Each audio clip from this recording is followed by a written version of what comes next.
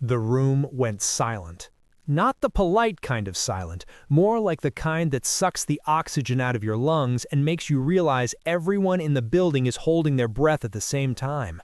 The judge looked up from the sealed envelope on his desk, then glanced toward the back row of the courtroom. "Mr. Carter," he said calmly, "before I open this, I want you to understand something. What's in this envelope is not an opinion. It's not a rumor. It's evidence." Ethan Carter stood with his hands clasped, face unreadable. He was the kind of man nobody ever noticed unless they needed someone to carry boxes or fix a broken printer. Quiet, simple suit, no loud confidence. But his eyes were sharp.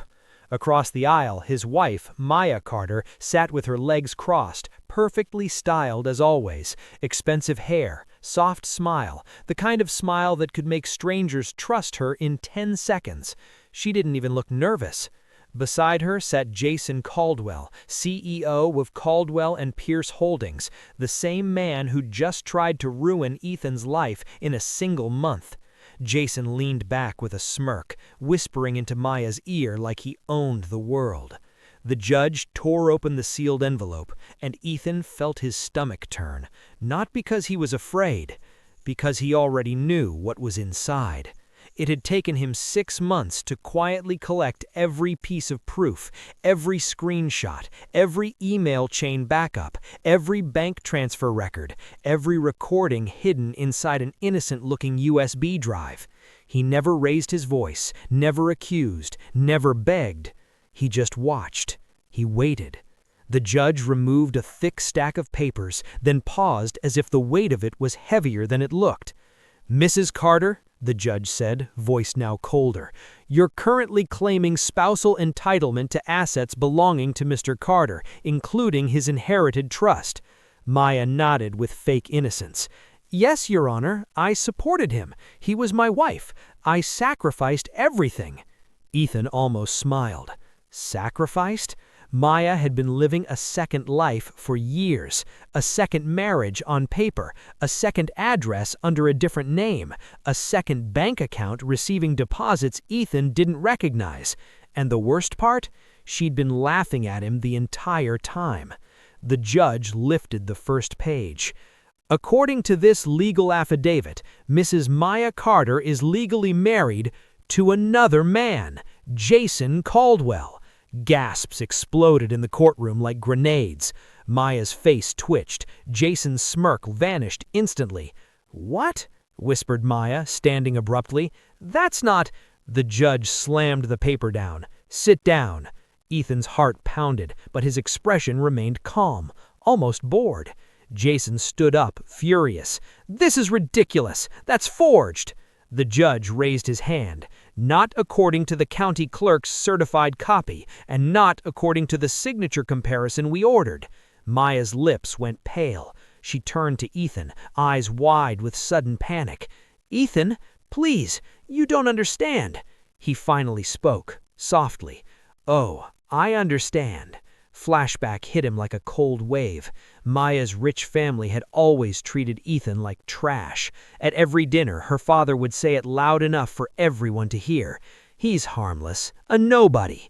Jason Caldwell was worse. In board meetings, Jason would laugh when Ethan spoke, then cut him off. "You're replaceable," Jason said once, smiling. "Men like you don't win. You just work until you break." And Maya? Maya would squeeze Ethan's hand under the table like she loved him, then text Jason while Ethan drove them home. Ethan had seen it in the phone backup. A simple line in an email chain backup. "Our idiot husband thinks he owns that trust. Once the court signs, we take everything." Now the courtroom watched her crumble. Maya stepped toward Ethan like she could charm her way out. "Baby, we can fix this." Ethan didn't move. The judge looked at the next page. "And there's more," he said. Ethan's breath slowed, because the next page was the DNA result. The judge stared at it, then looked directly at Ethan. "Mr. Carter," he said quietly, "this changes everything." Maya screamed, "No, don't read that!" But the judge already began. and Ethan knew the next sentence would destroy Maya forever. The judge opened his mouth to read the DNA result aloud, while Maya lunged forward, desperate to stop him. Maya's heels clicked violently against the courtroom floor as she surged forward. "Stop!" she shouted, eyes wild. "That paper is private. That's not relevant." Two officers moved instantly, gripping her arms and forcing her back into her seat. For the first time in years, Maya Carter looked human, messy, terrified, stripped of control. Jason Caldwell leaned over, whispering harshly, "Sit down, Maya. You're making it worse." Worse. Ethan watched their exchange with quiet disgust. He remembered all the nights Maya came home late with the smell of expensive cologne that didn't belong to him. The way she'd laugh too loudly at her phone, then turn the screen away when he entered the room. He used to blame himself. Maybe I'm boring. Maybe I'm not enough. Maybe she deserves better. That's what quiet men do. They make excuses for the people who hurt them because they can't imagine betrayal looking them in the eye. But one night changed Ethan permanently. It was a Tuesday, storm outside. Maya had fallen asleep on the couch, her phone buzzing repeatedly. Ethan never checked her phone before. Never. But the screen lit up again. A name popped up. Jay. Then another message. "Did you tell him about the baby yet?" Ethan froze. His hands didn't shake. His heart didn't race. It went quiet inside him. He unlocked the phone using her Face ID, the screen recognizing her sleeping expression. And then Ethan saw everything. A hidden email thread, screenshots of legal documents, a marriage certificate, pictures of Maya and Jason in some luxury condo, kissing like Ethan didn't exist. And then one message that burned into Ethan's brain. He's too dumb to notice. He thinks the baby is his. That night, Ethan didn't confront her. He did something scarier. He started collecting proof. Slowly, silently, perfectly. He backed up her emails, recorded calls, copied bank statements, saved address histories. He even requested a certified copy of a marriage record under Maya's middle name, because she wasn't careless, she was calculated. Now in court, that same calculation was collapsing. The judge cleared his throat. "Mrs. Carter, you are currently requesting spousal rights while legally married to another man. That alone is fraud." Maya's face was wet now, not tears of regret, tears of fear. Ethan's lawyer, Mr. Donovan, stood with calm authority. "Your Honor," Donovan said, "we'd like to enter Exhibit D into evidence." He lifted a flash drive. The courtroom watched as he inserted it into the court computer. A file appeared on the screen. Maya Audio 04. Donovan pressed play. Maya's voice filled the courtroom. Laughing. "He worships me. He signs whatever I put in front of him. Once we get his trust assets, we'll file for divorce. Easy." Jason's voice followed, smooth and arrogant. "Good, then I'll put the company under my name, and his will disappear." The judge stared like he couldn't believe the cruelty. The jury wasn't even needed. The truth was bleeding out in public. Maya turned toward Ethan, pleading, "Ethan, I was confused. I was manipulated."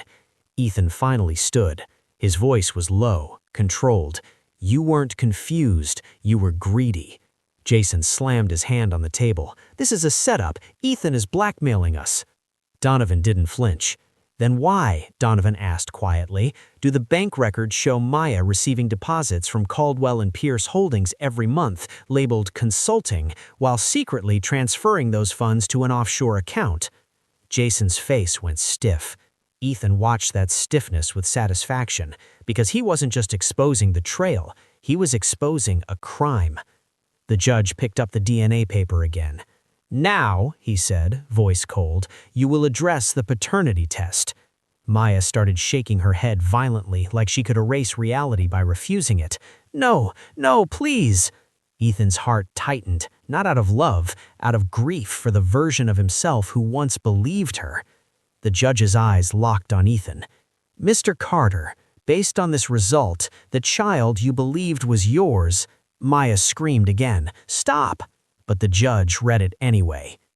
"The child is not biologically related to you," the judge announced. Then Ethan's lawyer added, "And we can prove who the real father is." Maya's scream cracked the courtroom like shattered glass. For a split second, nobody breathed. Then chaos erupted. Her mother, Sandra Whitmore, stood up from the second row, pointing a trembling finger at Ethan like he'd committed murder. "You're lying," she yelled. "My daughter would never—" The judge slammed his gavel so hard it echoed. "One more outburst and I will remove you from this courtroom." Ethan didn't look at Sandra. He'd heard her voice his entire marriage, always sharp, always humiliating. When Ethan first proposed to Maya, Sandra laughed in his face. "A public school accountant?" she said. "That's what you are? An accountant? Maya deserves a man with power." Maya smiled gently then, pretending she defended him. But she never did. Not once. At family dinners, Maya's brothers would toast Jason Caldwell, calling him the real winner. They'd mock Ethan openly. "Ethan's nice," one said, smirking, "like a houseplant, quiet, decorative, useless." And Maya would laugh. That memory burned now as Ethan watched Maya crumble. The judge looked directly at Maya. "You deceived your husband, you deceived the court, and you used a child as a weapon." Maya's lips trembled as if she might faint. Ethan's lawyer, Donovan, stepped forward. "Your Honor, with your permission, we would like to enter Exhibit E into evidence. We believe it reveals the true biological father of the child." Maya's head snapped up. Her eyes found Ethan. And for the first time, Ethan saw pure hate in them. Not fear, hate. Because she realized something. Ethan hadn't just been watching her, he'd been hunting her. Donovan clicked open a file on the screen. A full email chain backup appeared. Emails sent from Maya's hidden account to Jason. The subject line made the courtroom murmur. "Prenatal results plus next steps." Donovan read aloud. Maya wrote, "Don't worry, Ethan is too soft. He'll sign the trust transfer papers next week. After the baby is born, we'll claim spousal support and inheritance." Sandra gasped like she'd been slapped. Maya's hands clenched into fists. Donovan scrolled. Another message appeared, this one from Jason. "Good. Keep him calm. If he suspects anything, we destroy him. Also, tell him the baby is his. That will lock him emotionally." The judge stared at Jason. "You used emotional coercion. That is despicable." Jason stood abruptly. "This is a manipulated email chain. Anyone can fake that." Ethan finally turned to Jason. Not angry, just calm, like a man watching an insect drown. "You're right," Ethan said softly. "Anyone can fake words." Jason's eyes narrowed. "What are you saying?" Ethan nodded once towards Donovan. Donovan lifted a thin folder. "This," Donovan announced, "is a forensic IT report confirming these emails were extracted directly from Maya's encrypted cloud backup. The metadata matches, IP addresses match, timestamps match." Jason's mouth opened, then closed, because he knew this wasn't Ethan guessing, this was Ethan proving. The judge leaned forward. "And the father?" the judge asked. Donovan turned the screen again. A name appeared. Not Jason. The courtroom went silent again. Ethan felt a strange chill run down his spine, because the real father's name was someone Ethan recognized, someone who had access, someone who had been inside Ethan's home. Donovan spoke the name clearly. Detective Aaron Blake. Maya's face collapsed like she'd been shot. Jason whipped his head toward Maya. "What?" Sandra screamed. "Who?" Ethan's stomach dropped. Detective Aaron Blake. The same cop Maya called when Ethan's locks were changed last month. The same detective who looked Ethan in the eyes and said, "Sir, your wife has every right to protect herself from you." Protect herself? Ethan realized something terrifying. This betrayal wasn't just personal. It was criminal. It was coordinated. The judge narrowed his eyes. "Is Detective Blake present in the building?" 2 officers instantly turned and walked toward the courthouse doors. Maya started sobbing now, but Ethan didn't believe the tears. Not anymore. Ethan's hands curled slowly, because if a detective was involved, that meant evidence could disappear, charges could be twisted, and Ethan could still lose everything. Donovan leaned towards Ethan and whispered, "They're bigger than we thought." Ethan whispered back, calm as steel, "Then we go bigger." The courtroom doors opened, and Detective Aaron Blake walked in, wearing his uniform, staring directly at Ethan like he owned him. Detective Aaron Blake walked in like he belonged there. Clean uniform, calm expression, a confident stride that said he'd never been questioned in his life.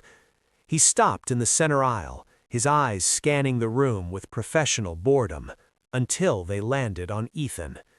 Then Blake smiled. Not friendly. A warning. Maya instantly covered her face, sobbing like she'd been betrayed too. Jason Caldwell looked like he might explode, torn between rage and fear. Ethan didn't move. He didn't blink. This was the man who had escorted Ethan out of his own house like a criminal. The man who had signed the report claiming Ethan was unstable. The man who had threatened him softly near the squad car. "Try anything," Blake had whispered, "and your life becomes hell." Now Blake was here, in court, when his name had just been exposed as the father. The judge's face darkened. "Detective Blake," he said, voice sharp, "you are not here as an officer today. You are here as a private citizen." Blake nodded respectfully. "Understood, Your Honor." But Ethan noticed something. Blake wasn't confused, not surprised, not even nervous. He already knew his name was about to appear. Meaning, they planned for this. Donovan stepped forward. "Detective Blake, do you deny having an intimate relationship with Maya Carter while she was married to Mr. Carter?" Blake looked at Donovan like he was looking at an annoying fly. "I deny any inappropriate conduct," Blake said smoothly. Ethan almost admired the confidence. Almost. Donovan opened his folder. "Then you won't mind explaining this," Donovan said. He lifted a paper. A deed paper. The courtroom leaned forward. Donovan held it high like it was a sword. "This is the property deed to the Carter home," Donovan announced. "The deed was transferred out of Mr. Carter's name 3 weeks ago." Maya's crying stopped instantly. Jason's eyes widened. Blake's jaw tightened for the first time. Donovan continued. "The deed transfer was notarized. A notary who happens to be Detective Blake's cousin." The judge's eyes narrowed dangerously. Ethan's heart beat slow and steady, because he'd expected this. That's why he had copies. Not just copies, certified copies. Ethan had learned early that rich people didn't fight with fists. They fought with paperwork. Donovan turned toward the judge. "Your Honor, we believe Detective Blake abused his authority, collaborated in a fraudulent property transfer, and participated in extortion." Blake chuckled. "That's a serious accusation." Ethan finally spoke. Still quiet, still controlled. "It is." Blake's eyes flicked to Ethan, cold now. "Mr. Carter, you should stay in your lane." Ethan took one step forward. "My lane?" he repeated softly. "My lane was being your punching bag. My lane was being called a nobody. My lane was watching my wife lie to my face while you smiled behind her." Maya shouted suddenly, "Ethan, stop! You're making this worse." "Worse for who?" Ethan turned to Maya slowly. "Tell them," Ethan said. "Tell them how many nights you slept at his condo. Tell them how you used his badge to intimidate me. Tell them how you sent Jason copies of my trust documents." Maya's mouth opened, but nothing came out.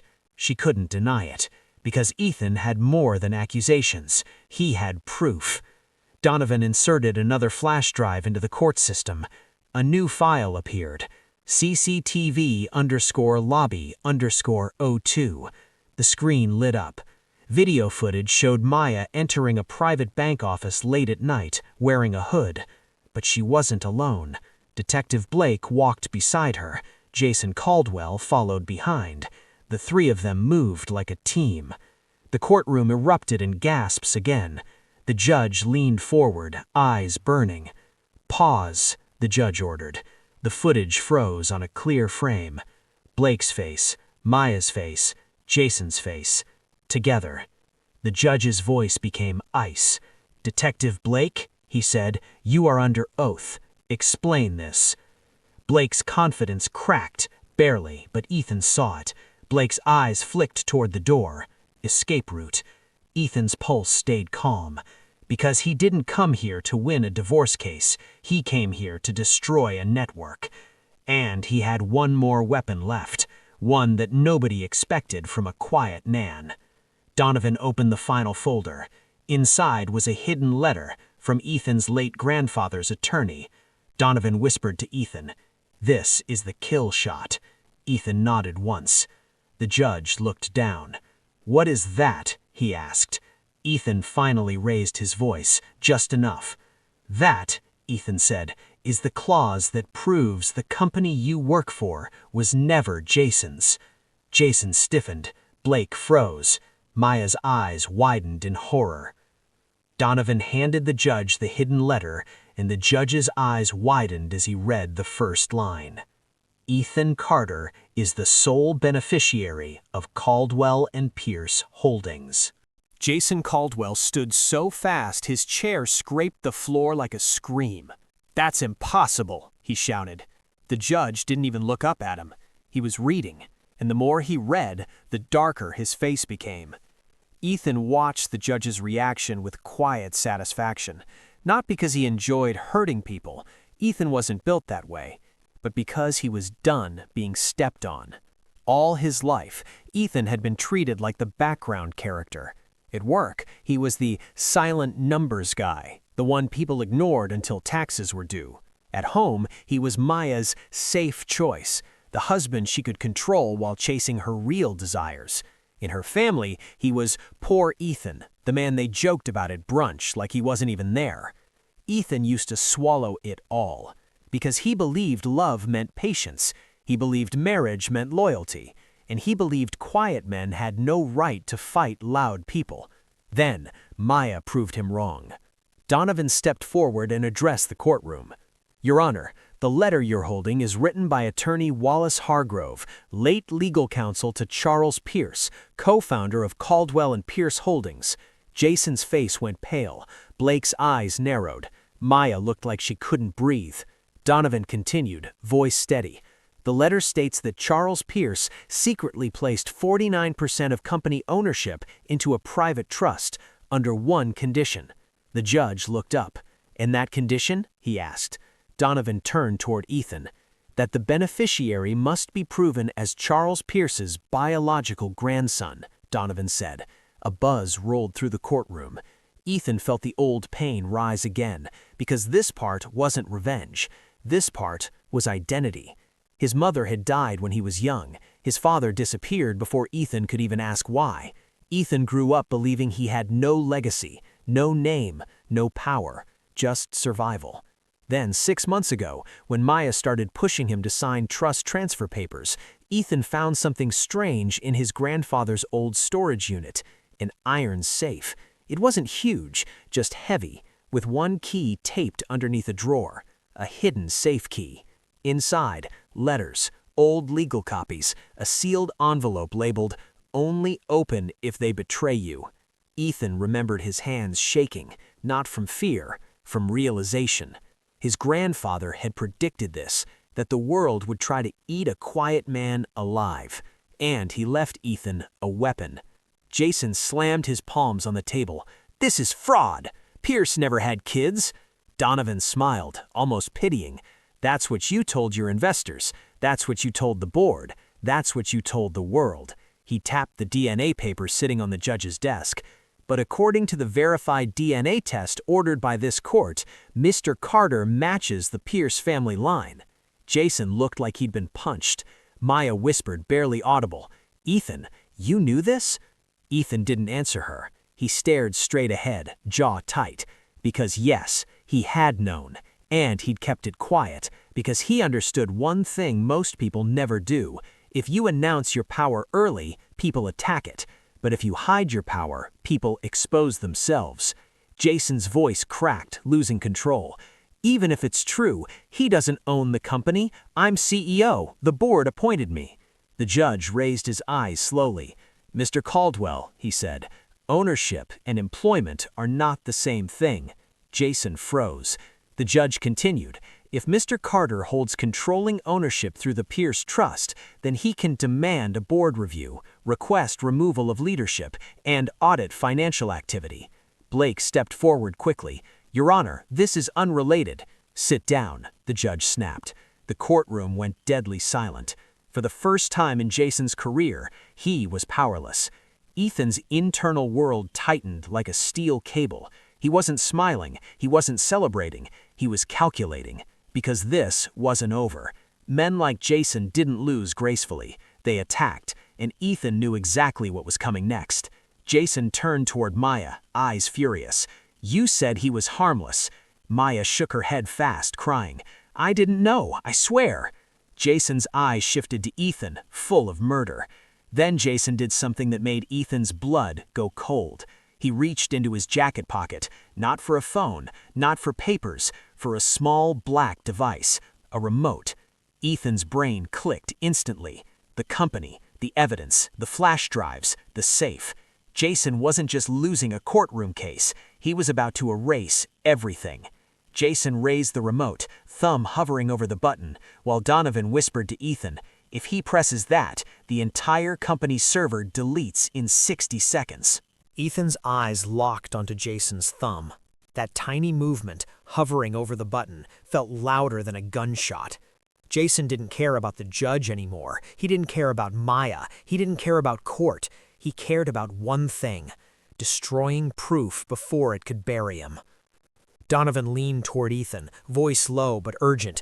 Your files, the emails, the transfers, the offshore accounts, most of it came from the Caldwell server. If he wipes it, we lose the trail. Ethan's face stayed calm, but inside, his mind moved like lightning. Jason smirked, confidence returning like poison. You think you won? He said to Ethan. You think paperwork makes you powerful? The judge slammed the gavel. Mr. Caldwell. Jason ignored him. I built this company, Jason said, voice rising. I made it what it is. You're nothing but a name on paper. Maya whispered, trembling. Jason, don't! Jason snapped at her. Shut up. Then he looked at Ethan again.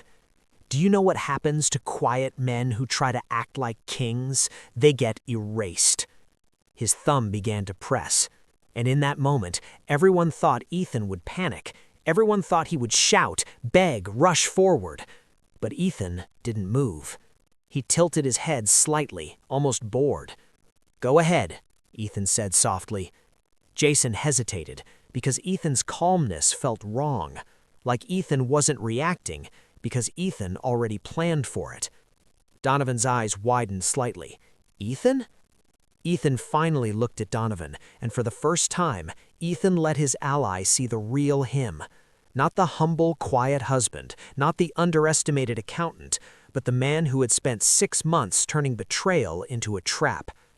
I backed up everything, Ethan whispered. Donovan blinked. What? Ethan's voice stayed low. Every email chain, every ledger, every transfer, every meeting audio, and not just from the company's server. Jason pressed the button. A loud beep echoed. Jason smiled like a villain in a movie. There, Jason said, it's done. Ethan nodded slowly. Yes, it is. Jason frowned. What? Ethan turned toward the judge. Your Honor, may I submit Exhibit F? The judge narrowed his eyes. Proceed.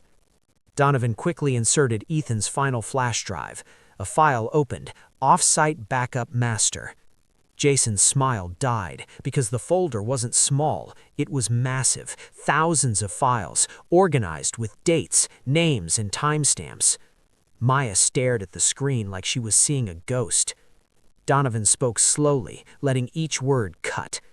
This backup is stored off-site, encrypted, time-stamped, verified by independent IT forensics. Even if Mr. Caldwell destroys the main server, the evidence remains intact. Jason's hands began to shake. Blake stepped forward sharply. That's illegal. He hacked the company. Ethan finally spoke, voice still calm, but now dangerous. No, Ethan said. I'm the owner. I had the right to access my company's data. The judge's eyes flicked toward Jason. Owner, the judge repeated. Jason's breathing turned heavy. Then Donovan opened a new file, an accountor's ledger, a scanned handwritten book from the company's earliest years. Donovan raised it. This is the original ledger from Charles Pierce. It lists secret shares placed in a trust, shares Mr. Caldwell never disclosed to investors. Jason yelled, "Fake!" But then came the shock. Donovan clicked again. A second hidden page appeared, a scanned will attachment labeled Page 2, Private Addendum. The courtroom collectively inhaled, because everyone had assumed there was one will, one trust, one beneficiary. Donovan read aloud, "If my grandson, Ethan Carter, is ever betrayed by those around him, he will receive not 49%. Donovan paused. Ethan's chest tightened. But 81% controlling ownership of Caldwell and Pierce Holdings. Jason stumbled backward like he'd been shot. Maya's mouth opened in horror. Blake muttered, "No!" Ethan's inner voice whispered something cold. "Grandpa, you didn't just protect me, you armed me." The judge looked up slowly, eyes burning. "Mr. Caldwell," he said, "you are not the rightful controller of this company." Jason's face twisted with rage. Then his eyes shifted to Blake. A silent signal passed between them, and Ethan caught it. Because the twist wasn't just the will, the twist was what it meant. Jason wasn't acting alone. Ethan realized Blake wasn't just Maya's affair partner. Blake was Jason's enforcer, the man who handled problems, the man who made evidence disappear. The judge ordered security, detain Mr. Caldwell and Detective Blake pending investigation. But before anyone could move, Blake pulled out his badge and shouted, "Nobody touches Jason!" The courtroom exploded. Blake reached under his jacket, not for a gun, but for handcuffs, and he pointed them at Ethan. Detective Blake lunged toward Ethan, snapping the cuffs open, shouting, "You're under arrest for felony fraud, right now." Ethan didn't flinch. Not when Blake charged forward, not when the cold metal cuffs flashed under the courtroom lights, not when Maya screamed Ethan's name like she suddenly cared. Because Ethan had already lived through the worst kind of terror, the kind where your own home becomes choujoy, the kind where your own wife calls the police on you, the kind where you realize love can be a weapon. Blake grabbed Ethan's wrist hard. "You're coming with me," Blake hissed.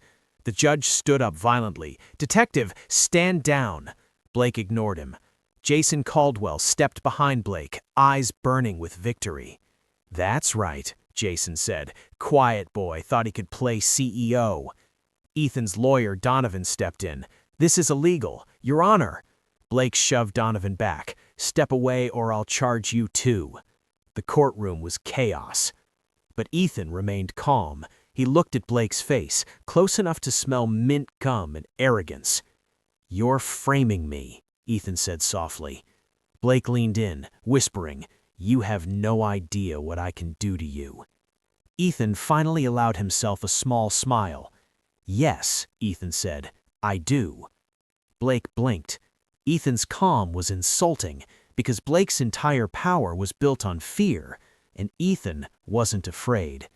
Ethan turned his head slightly toward the bailiff. "Sir, please check the timestamp on Exhibit F." The bailiff hesitated, but moved toward the screen. Blake snapped, "Don't touch that."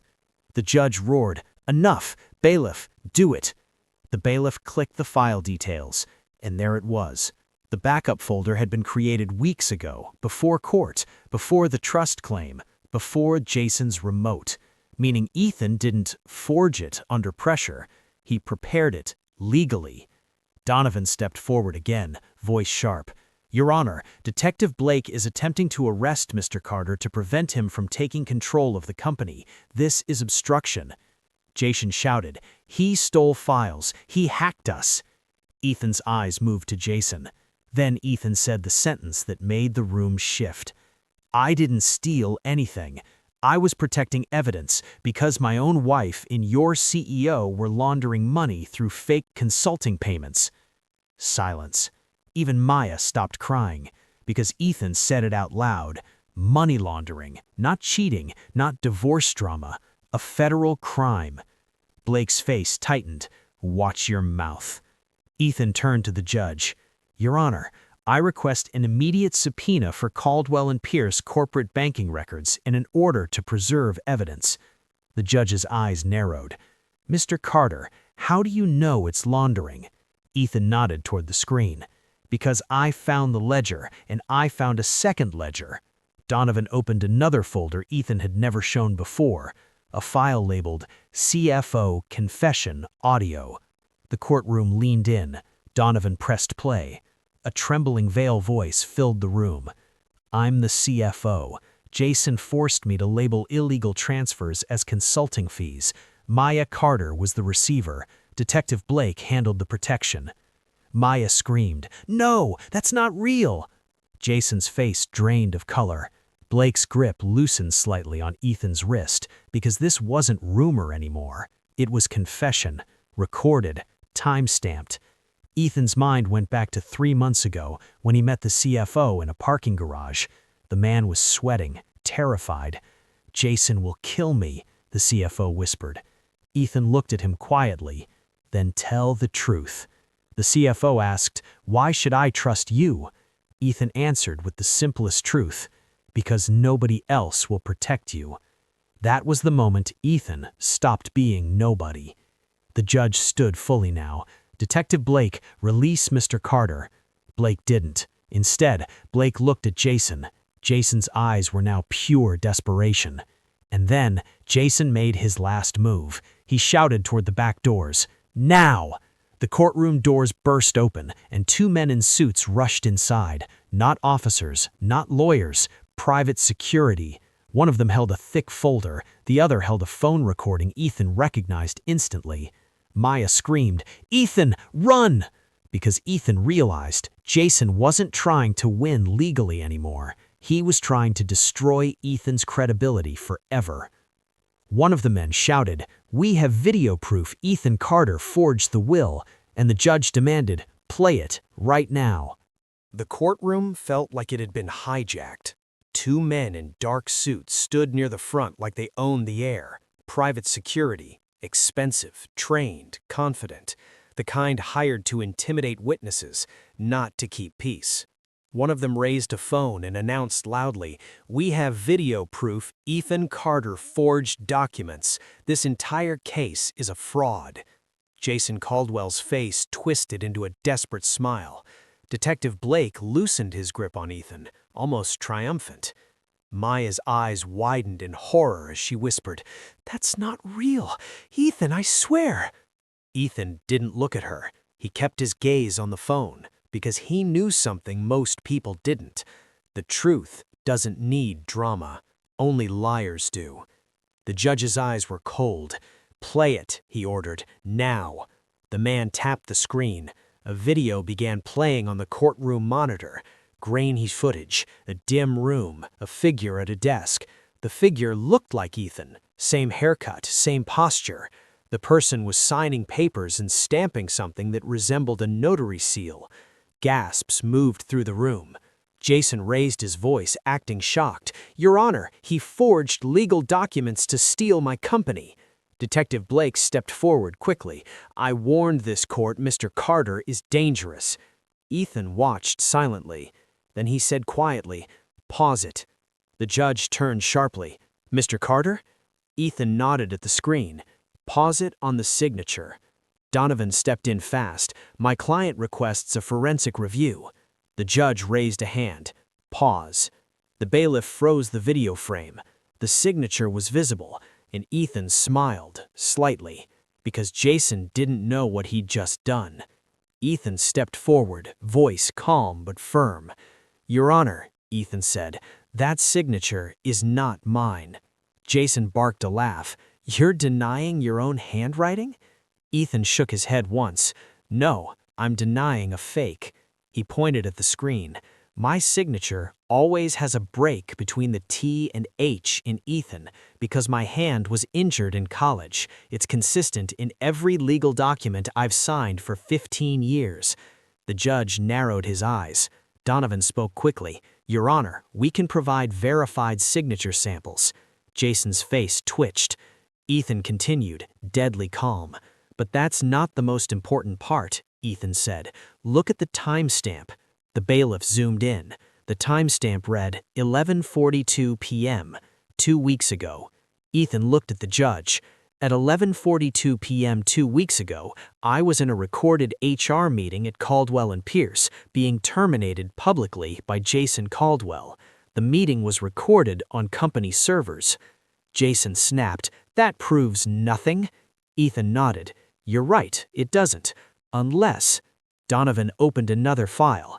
HR_termination_recording. The projector lit the room. Jason's voice boomed from the speakers. "Ethan Carter is fired, effective immediately." The timestamp displayed clearly, 11:40 p.m. The footage showed Ethan sitting in the company boardroom, surrounded by executives. Ethan turned to Jason. "That's where I was," Ethan said quietly. 2 minutes before your fake video claims I was somewhere else." The courtroom erupted. Jason's smile collapsed into panic. The judge leaned forward. "Mr. Caldwell," the judge said, "are you presenting manipulated media evidence?" Jason's voice cracked. "No, that's—" Ethan wasn't finished. He nodded towards Donovan. Donovan pulled out something that made the whole courtroom go silent again. A sealed envelope. He held it like it was sacred. "Your Honor," Donovan said, "this envelope was delivered to my office this morning by an independent cybersecurity analyst. It contains the origin source of the video just shown." Jason's eyes widened in terror. Blake stepped forward. "That's irrelevant." The judge snapped. "Sit down." Donovan opened the envelope. Inside was a report and a printed image, a screenshot of the original video file properties. The creator name displayed clearly, Caldwell Media Lab, Studio 3. Donovan turned to the court. This video was generated inside Caldwell and Pierce corporate media labs, meaning Mr. Caldwell produced evidence to frame Mr. Carter. The judge's face turned stone cold.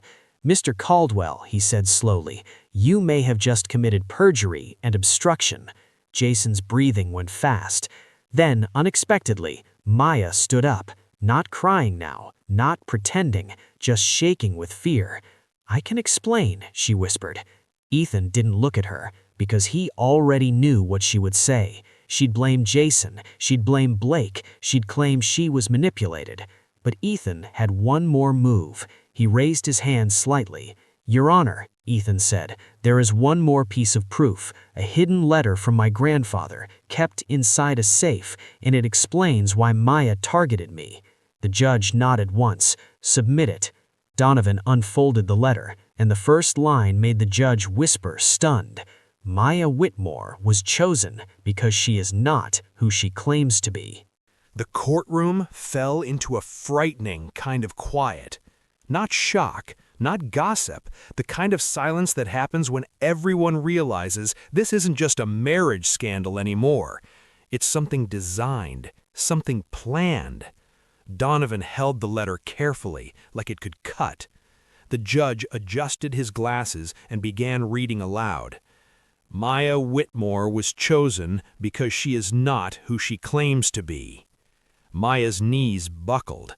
Detective Blake took one step toward her as if to support her, then stopped, realizing the room was watching him like a predator. Jason Caldwell's face was stiff, but sweat gleamed at his hairline. Ethan stood motionless. Inside him, grief fought rage, because the letter wasn't just about revenge, it was about why his life had been stolen from the beginning. The judge continued. Years ago, my grandson Ethan was marked as the rightful heir, so they sent someone to tie him down, to blind him with affection, and to make him sign away his future. Maya shook her head violently. No, no, this is insane. But the judge kept reading. Maya Whitmore's identity is linked to a private adoption file. Her biological father is tied to Caldwell and Pierce's earliest fraud case. This was not love. This was a long con. The room erupted. Sandra Whitmore screamed, "That's a lie! My daughter!" The judge slammed his gavel. Enough! Maya's eyes snapped toward her mother, horror spreading across her face. "Mom?" Maya whispered. "What is he talking about?" Sandra's mouth opened, but she couldn't speak. Ethan's mind flashed back, little details he never questioned. Why Maya never wanted to visit her birth relatives, why her social security history had gaps, why her mother was obsessive about keeping Ethan under control. Ethan had assumed it was just a controlling mother-in-law, but now he realized Sandra wasn't just controlling, she was guarding a lie. Donovan stepped forward with another document. "A sealed adoption record," Donovan said, "ordered by the court due to fraud suspicion." He handed it to the judge. The judge read, then looked up, and the judge's expression changed from cold to stunned. "Mrs. Carter," the judge said slowly, "your legal name before age 12 was not Maya Whitmore." Maya whispered, "What?" The judge read it clearly. "Your name was Maya Pierce." The courtroom exploded. Ethan's breath caught. Pierce, as in Charles Pierce, company co-founder, the same bloodline Ethan had just proven. Jason Caldwell's head snapped up sharply. Detective Blake muttered, "Oh my God." Ethan's mind turned violently. If Maya was Maya Pierce, then she wasn't random. She wasn't just a gold digger. She was connected to the company's original ownership. Maya's face crumpled like reality broke her. "No, no, that's not my name." Sandra collapsed into the chair, crying. Jason stood abruptly. "This is illegal. Those records are sealed." The judge glared. "Not when fraud and conspiracy are involved." Donovan spoke calmly. "Your Honor, this proves motive. Maya wasn't just cheating, she was planted to gain access to Ethan, to manipulate him emotionally, and to steal the Pierce trust." Maya's eyes flooded with tears again, real this time. "I didn't know. I swear I didn't know." Ethan turned to her slowly. For the first time, his calm cracked. Not in anger, in pain.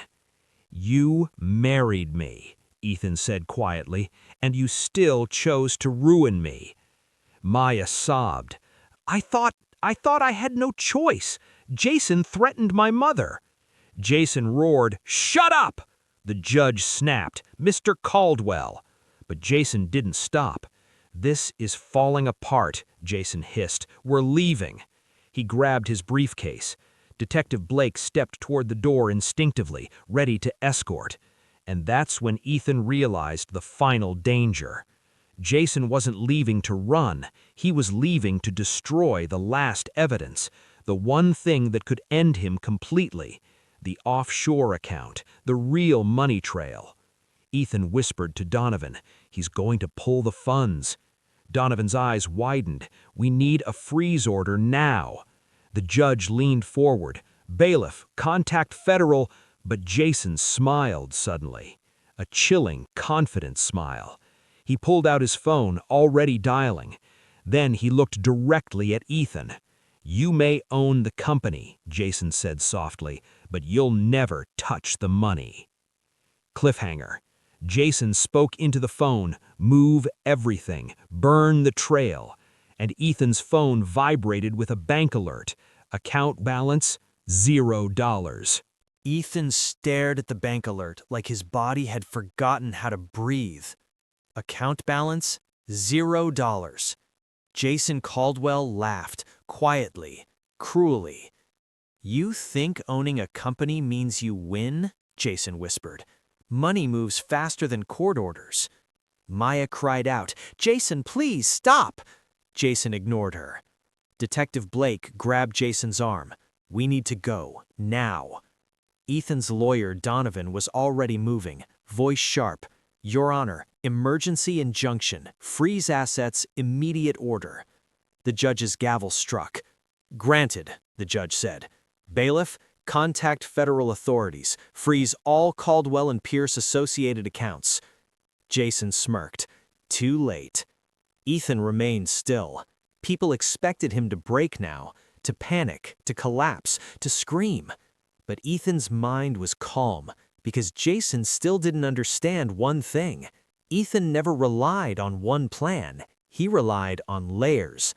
Ethan looked down at his phone again. Then he opened another app, one Jason didn't know existed, a private trust portal. He tapped authorization logs, and there it was, Jason's transfer request, time-stamped, location-tagged, IP address. Ethan lifted his head slowly. "Your Honor," Ethan said, "Mr. Caldwell just committed another felony, and I can prove exactly where he initiated the transfer." Jason's smile twitched. "What?" Ethan turned the screen toward Donovan. Donovan's eyes widened. "Your Honor," Donovan said, "this log shows the transfer was initiated from inside the courthouse." The judge's expression turned lethal. Jason realized it too late. He had moved money while under active court investigation, using corporate accounts now legally tied to Ethan. Meaning, Jason didn't just steal from Ethan, he stole from the rightful owner in real time. The judge stood. "Mr. Caldwell, hand over your phone." Jason stepped back. Blake moved forward, aggressive. "You can't." The courtroom doors burst open. Not security, not bailiffs, federal agents, 5 of them. Black jackets. One badge flashed like lightning. "Jason Caldwell, you are under arrest for wire fraud, money laundering, and obstruction of justice." Jason's face broke. He lunged toward the door. Blake tried to block the agents. "Back off," Blake shouted. The lead agent turned cold. "Detective Aaron Blake, you are also under arrest for conspiracy, abuse of authority, and evidence tampering." Blake's confidence finally shattered. His hand went toward his waist. The agent's weapon came up. "Don't," the agent warned. Blake froze. Handcuffs clicked on him like karma itself had hands. Maya collapsed, sobbing. Sandra screamed in the background. Jason started shouting, "This is a mistake! I built everything!" Ethan watched, quiet. No celebration, no victory dance, just a calm, tired release. Because revenge wasn't sweet, it was heavy. The judge looked toward Ethan. "Mr. Carter," he said, voice softer now, "the court recognizes you as controlling owner of Caldwell and Pierce Holdings through the Pierce Trust. The divorce request by Mrs. Carter is denied due to fraud. Restitution hearings will follow." Maya lifted her face toward Ethan. Her makeup ran. Her voice broke. "Ethan, please, I loved you." Ethan's chest tightened. Not because he believed her, because once he wanted to. He stepped closer, looking down at the woman who had ruined him. "You loved what I could become, not who I was." Then Ethan turned away from her. Outside the courthouse, the winter air hit his lungs like freedom. Donovan followed him out. "You okay?" Ethan paused, then nodded once. "I will be," he said. He looked at the city skyline, the company towers in the distance, and felt something new inside. Not anger, control. And he finally understood the moral his grandfather left behind in that safe. Quiet men don't lose because they're weak. They lose because they reveal their power too early. Ethan pulled his coat tighter and walked toward his car without looking back. Because karma didn't need loud men. Karma only needed truth and proof. Final line. "They called me nobody until the judge read my name. Never underestimate the quiet man."